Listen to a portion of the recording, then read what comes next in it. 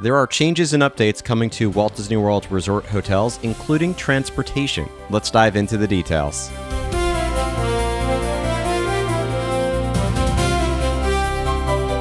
It's Monday, June 22nd. Last week we had some updates about Disney's BoardWalk, Lakeshore Lodge, which is a new Disney resort being built on Bay Lake, and changes to bus transportation from Disney Springs. Before we dive into these details, a reminder that you can get ad-free episodes and bonus content at patreon.com/imaginationskyway. It all goes to support the show. And if you're looking for travel to Disney or any other destination, definitely consider using our partners at kmvtravel.com/skyway. And remember to follow us on social media. So let's dive into these updates I just announced at the beginning of this episode. And the first was announced on Disney Parks blog on June 18th about new experiences coming to Disney's BoardWalk. If you've been to this resort hotel, you might have noticed a few empty storefronts. Well, there are going to be openings starting in late 2026, that is later this year. And I want to start with the new lounge that is going to be taking over the former Jelly Rolls location. And this is going to be themed more directly into the BoardWalk theme itself, which, if you are not familiar, has to do with the turn-of-the-century coastal boardwalks, especially those found in Atlantic City and Coney Island. Has a waterfront promenade, and that remains a favorite place to relax and play along Crescent Lake. It's a popular destination if you are at Epcot, and a popular place to stay, especially for those Epcot festivals. So taking over Jelly Rolls is a new lounge that's going to be called Hurly Burly. I'm going to read a direct quote from Disney Parks blog about this location. During the afternoon, guests can drop by for family-friendly activities like trivia and other games led by a charismatic host. By night, Hurly Burly will transition into a live music venue, welcoming guests 21 and over to unwind with classic coastal-inspired cocktails and tasty light bites while enjoying a variety of musical entertainment that perfectly complements the boardwalk's other unique offerings. And that's the end of that quote. So it's going to be this based on this historic seaside theater, and it's going to have a vibrant boardwalk story that's going to span over a century. The other location is closer to the central courtyard as you exit the lobby of Disney's BoardWalk Inn and Disney's BoardWalk Villas.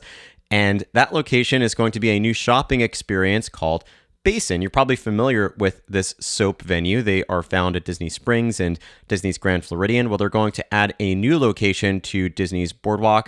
It's going to be rooted in the resort's classic boardwalk heritage. And as with the other locations, it's going to offer a sensory shopping experience that feels both timeless and distinctly new. So if you're not familiar, you can get natural soaps, botanical bath salts, bath bombs, body butters, lip salves, shampoo, and condition bars, in addition to other items you can purchase, all made with quality ingredients. The last update I want to share was buried at the bottom, but is the one that I have been asking for and very excited to hear, which is there's going to be a new quick service restaurants coming to Disney's BoardWalk. They're going to share more about that later this summer. I am really excited about this one. I've stayed at BoardWalk before. It is a wonderful place to stay, but the one thing it is really lacking is there's a lot of quick service options, but not one good quick service staple. You've got the BoardWalk Deli, you've got the corn dogs, you've got the pizza window, you have the Bellevue Lounge kind of offers some items that you can purchase there for food. And then, of course, you have the Carousel Cafe in the lobby, which is essentially a Joffrey's Coffee location, but not a staple quick service like you have in many other resorts where you can get a wider variety of food to choose from. So whatever it's going to be, I'm very excited for that news, but we'll have to wait to figure out what it's going to be. Now let's transition from the Epcot Resort area to the Magic Kingdom Resort area. We've already been reporting on this new resort that is going to be opening over on Bay Lake. It's called Disney Lakeshore Lodge. It is going to be, at least in part, a new Disney Vacation Club resort, and it is really mixed into the Fort Wilderness Campground area. It's not going to be directly, as far as we've been told so far, not directly connected to Disney's Fort Wilderness, but you can, if you want to check it out, if you get the opportunity to go to Disney's Contemporary Resort, just head to the waterfront on the Bay Lake side, and you can see Lakeshore Lodge being built. The big news for this past week, which Disney Parks blog published on June 17th, is the new water area, the new pool area that's going to be a part of Lakeshore Lodge, which I've seen aerial photos. I've been able to see it a little bit from Bay Lake Tower the last time I stayed there, but there's going to be this new space called the Wetlands, or the Wetlands. It is a, quote, sweeping outdoor recreation area just beyond the lobby that's surrounded by the beauty of Bay Lake. Definitely check out the Disney Parks blog article so you could check out the concept art, because it looks like you're almost shrunk down to the size of a bug. It reminds me of the Honey, I Shrunk the Kids playground from years ago at Disney MGM Studios, with a more pool type experience and less of a playground experience. But you can see this bridge going over a lazy river, because there is going to be a lazy river here. You see this really large these grass shoots that are coming up from the ground. It does look to be shaded as well in many areas, which is great. But here's what Disney Parks blog has to say about this new space. Quote, the wetlands will be thoughtfully designed with both fun and relaxation in mind. Younger guests will become part of nature's story through whimsical, wet and dry play areas inspired by the music and storytelling of Walt Disney Animation Studios' Pocahontas. Drawing from the lyrics, "The heron and the otter are my friends," from the beloved song Colors of the Wind, these vibrant spaces will celebrate the playful connections found in nature. Heron Shores will welcome exploration and hands-on play with imaginative climbing features, while just around the river bend, Otter Springs will come to life with interactive water features where little ones can cool off as they splash and slide. Nearby, the lazy Daydream River will invite guests to sit back and relax as the current carries them through the recreation area, offering a leisurely way to take in views of the surrounding landscape. At the heart of the wetlands will be the Lakeside Lagoon, the resort's zero-entry feature pool, where guests of all ages can come together under the Florida sun, complete with a spiral water slide that leads into the refreshing water. Tucked away on the opposite side of the resort, Perspective Pond will be home to a leisure pool and whirlpool spa, perfectly positioned for views of Magic Kingdom fireworks in the evening. Now, I have to say, considering all this information, this seems like it's going to be a pool area that rivals Stormalong Bay. Now, I know that's saying a lot, but consider some of the details here. There's a lazy river, there's a play area, there's a zero-entry pool, there's a quieter leisure pool and whirlpool spa, and it's all positioned with views of Magic Kingdom fireworks in the evenings. This is going to make this resort in itself, just this one piece of the resort, is going to make this new resort, Disney Lakeshore Lodge, a must-stay for so many families. And especially being a Disney Vacation Club resort hotel, I can only imagine and see my family trying to use our points to stay here. Keep in mind, you will not need to be a Disney Vacation Club member to stay here like any other Disney Vacation Club resort. There's always the option to use cash. They always have a limited number of cash inventory rooms available. So you can always get a room there with cash and any of the different any of the different room types that will be a part of this. So always going to be an option there. But, I'm very excited to see what this all looks like. It looks to be a tremendous area. It reminds me, again, a bit of like Stormalong Bay with a more Bay Lake wilderness, of course, Pocahontas vibe to it. And the fact that it's got a lazy river, you don't really have many lazy river options at the resort hotels at Walt Disney World. And it feels like Disney is also trying to connect this to what used to be on this plot of land, which was river country. So there's so many elements that it feels like are connected back to river country.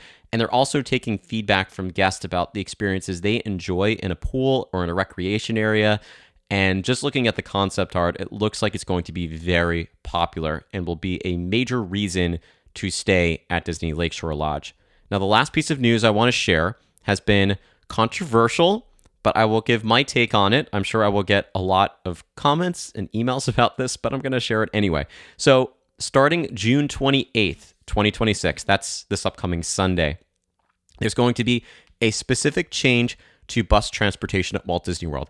This is only going to affect buses departing from Disney Springs. So, starting June 28th, 2026, anyone who is taking a bus or a ferry boat from Disney Springs, that's the only originating location, will be required to show their resort reservation or a dining or enchanting extra reservation.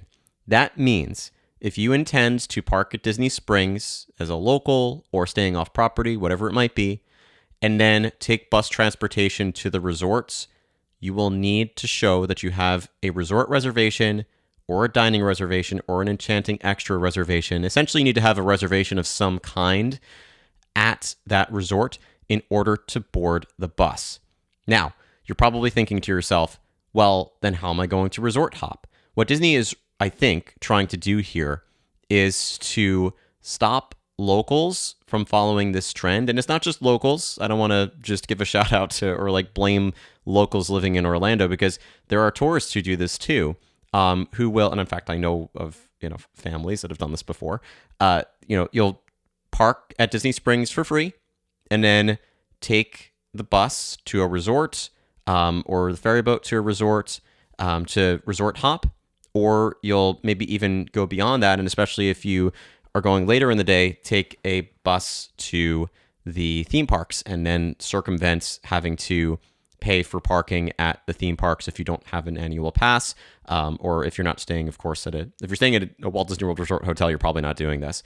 So it's just from Disney Springs. So if you do intend to resort hop as a local, not an annual pass holder, or not a Walt Disney World Resort hotel guest, what that means you're going to have to do is park at one of the theme parks, or have a resort reservation, or a dining reservation at one of the resorts in order to be able to park at that specific resorts. And just keep in mind that there's usually limited time parking. So if you're going to be dining at a resort, you probably just have enough time to dine there, explore that resort a little bit, and then head out.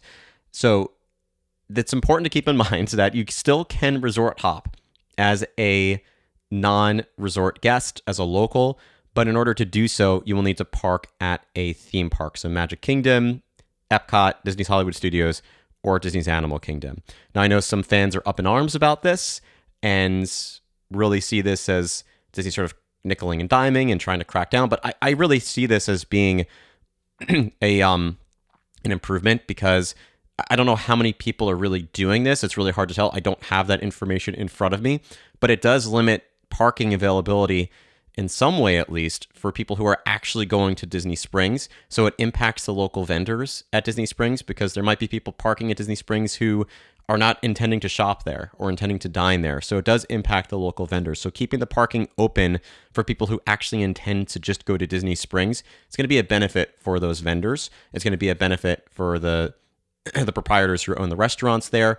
And it's going to be a benefit for any guest who wants to just go to visit Disney Springs. And it will not, again, impact your ability to resort hop. You just have to pick a different spot to start your parking experience from. And if you are an annual pass holder, you still can get complimentary parking, again, depending on your level of annual pass and everything. But if that's included in your annual pass, you can still park for free at any of those theme parks and resort hop, or take the Skyliner from Disney's Hollywood Studios, or take the monorail from Transportation and Ticket Center.